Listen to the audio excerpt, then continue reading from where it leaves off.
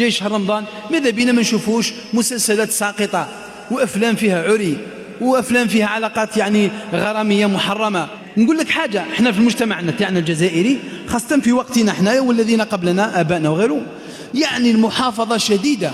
كان ذاك الوقت تلفاز واحد قناة واحدة يسموها اليتيمة تفتح على 5 تسكر على 12 تاع الليل. يعني لا أذكر أننا شفنا مشهد مخل بالحياة.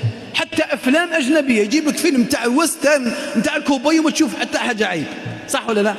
لأنه كاين القص، نحي هذه ما تليقناش. احنا مسلمين، احنا نحشموا. الراجل راه يتفرج مع بنته مع مرته مع وليده مع كنته مع كذا، واش راك دير؟ لكن مجتمعات مسلمة أخرى وحتى هنا بدينا الانفتاح الإعلامي ولات الأمور الرقابة ضعيفة، ولات كاينة رقابة. دايروا أحيانا قناة ممكن يغلقوها على مشهد مخل، يعني حاجة مليحة في وزارة الاتصال. بصح كون جي توزن الميزان الشرعي الحقيقي كثير من الأعمال الدرامية ولا السينمائية تلغى شرعا يعني. إذن حذاري من هذا الأمر، لأنه كاين مجتمعات أخرى بدون ما نسمي الدول خلاص ولا هذا الأمر عندهم عادي، يريحوا أنفهم يشوفوا فيلم فيه من المشاهد ما يعني يندى له الجبين ما تقدرش تشوفه وحدك، يتفرجوه عادي ويسموها شغلنا أوفر. احنا يا متفتحين، إيه راك متفتح، راك فتحت باب الجهنم، وي هذا هو التفتح.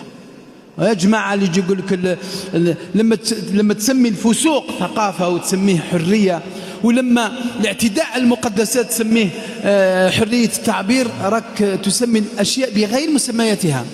جماعة إبليس كي جاي يغلط سيدنا آدم عليه السلام، قالوا يا آدم، ما قالوش راح نقول لك الشجرة اللي قال لك ربي ما تاكلش حيروح تاكل منها، هل أدلك على شجرة الخلد وملك لا يبلى؟ أغراه، سمى له حاجة على غير حقيقتها.